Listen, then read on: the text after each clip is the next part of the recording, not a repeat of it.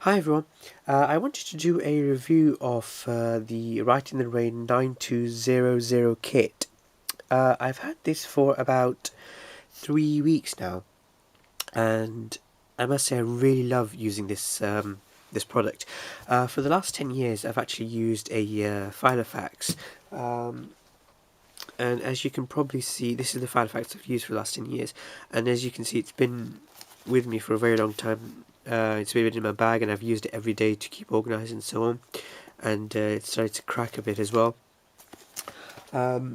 So this is the first time in 10 years I've actually switched from a Filofax product to any other product, and I did a bit of research into this when I saw it, and there wasn't much information about it, but so I decided to sort of just take a risk and buy it, hoping that I wouldn't be disappointed. I actually really love it, and I will sort of explain why, hopefully, through this video. So I'll just give you some quick measurements for you. Let's have a look. The width of this is 17 centimeters.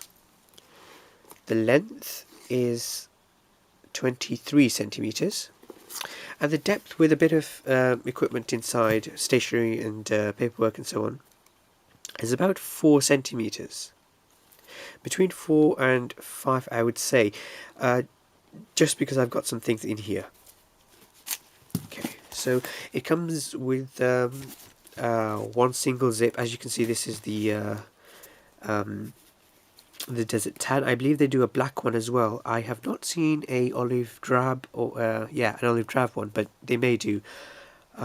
But yeah, this is the only one that I had access to, so I wanted this one, but I didn't really want a black one, so this was the only colour option available to me to buy. So yeah, it has one single YKK zip, and here we go. So this is very similar to the Filofax that I have in terms of the standard 6 refills, the standard the refills, and the way that the binder is organised. The good thing about that is that you can put Filofax refills in here if you want to. If you don't want to, for example, if you want to, you can, because it's really multifunction, and that's what I love, that it's not just a really unique product to Write in the Rain in terms of these, because then you can only put Write in the Rain stationery into here. You can actually put Filofax stationery into here as well, so that sort of gives you a very broad combination of what you can do with one binder. So when the kit comes straight out of the packet that it comes in, you get one of these binders in here. It comes like that. So when you open it up, you have 50 pages of Write in the Rain paper. This is the paper is number is 982. If anyone is generally interested, that's your NSN number for the paper, I believe. So 50 sheets of paper, and then there's also a pocket in here as well if you would like to use. So you can either put it in that way and have this pocket for utility use, or you can put it in that way, or you can actually, with a bit of fiddling about like this, you can actually put it into both of them. I actually wanted to use this pocket, so I put it into just one of the pockets here. So I'll just give you some measurements again.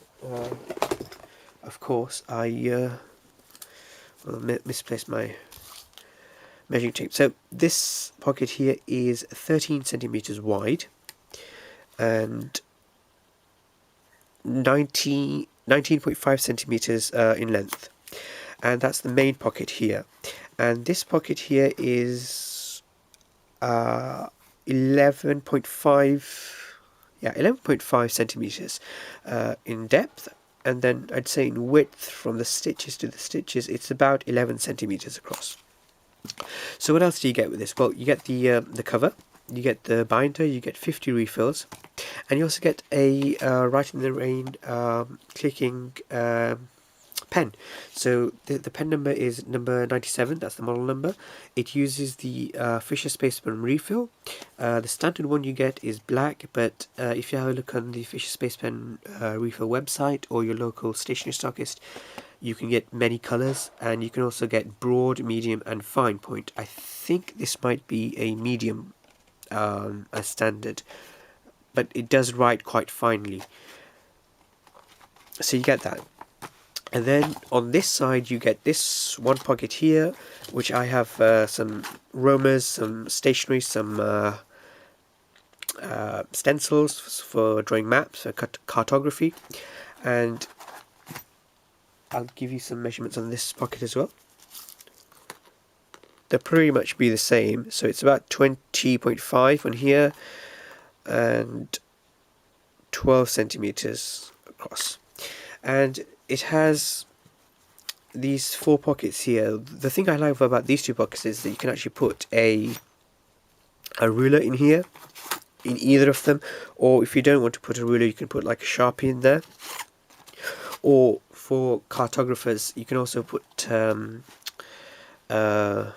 compass in here, or a divider, as in the ones that you use for maps. This takes 2 perfect pens. It can hold 2 pens in here, and I really like using the Staedtler ones in here because they retract. So the tip retracts, as you can see, that's the tip there, and then you just push it against a hard surface and the tip will go back in, so it doesn't sort of damage this inside. It doesn't really matter if you damage it, but I like to look after the equipment because then it looks after you. Let me just quickly try and get some stationery out. If you just bear with me one moment, it's probably going to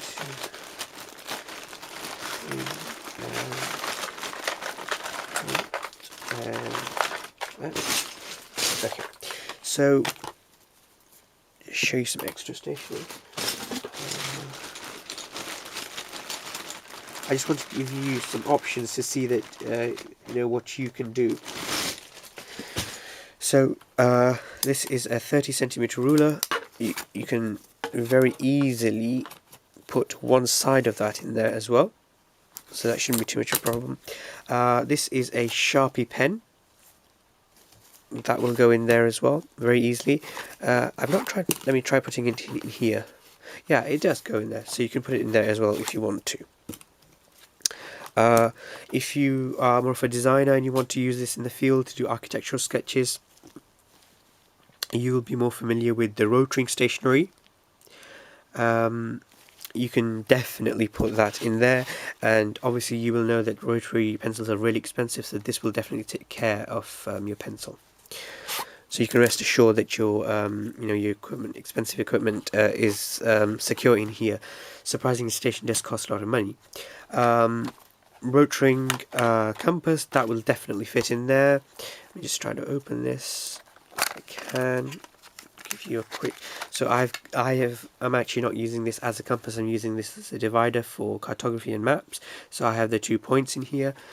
I would recommend putting something over these points, just not so that you don't stab yourself, but there is absolutely no problem in, this is just my hand, you won't have this problem in sort of having for architectural students or for architects in the field or for engineers or surveyors, you know, you have your compass in there, you have 2 pencils, a 0.7 and a 0.3, or a 0.5 if you wish, and a ruler, and you can put your cartography stencils in there.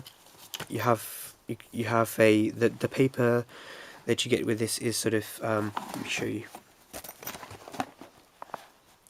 So just try to so you have the main writing lines, and the ingenious design from Write in the Rain is that they give you very faint cross lines, so you can actually make charts on this as well. So this is brilliant, because if it was full lines, then sometimes people get irritated writing on squares. So when you write, the squares won't really matter, but if you need to make a square in the middle of it or make a little graph or anything, it's there. You can also do ship loading diagrams.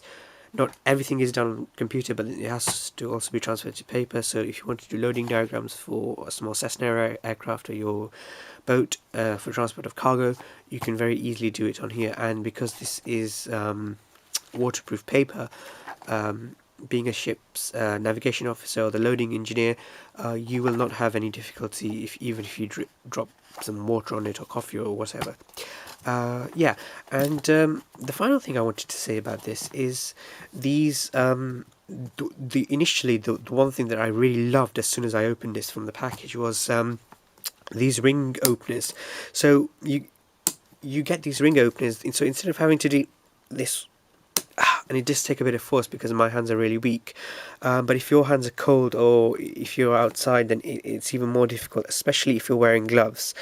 By the way, I wear gloves because I don't want to show you my marks on here because I'm unwell and I have IV drips, so that's the reason why I'm wearing gloves. But if you were in the field and you were wearing, say, mechanics gloves, let me just see if I can find mine. I'll probably, now because I want to find them, I'll probably not be able to find them. But yeah, you get the idea. If you're wearing like mechanics gloves or outdoor gloves, oh, here they are. Sorry, just one moment. So if I quickly put on some mechanics gloves.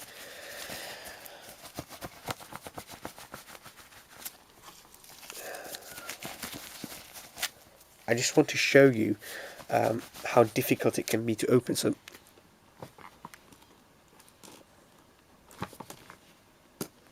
it does take a bit of energy, but they have these two sort of buttons, I suppose, levers, to really quickly open them, and you can just then you can really quickly shut it. I really love these because, as I mentioned before, that I've been a Filofax user for a very long time, and in my Filofax I will show you.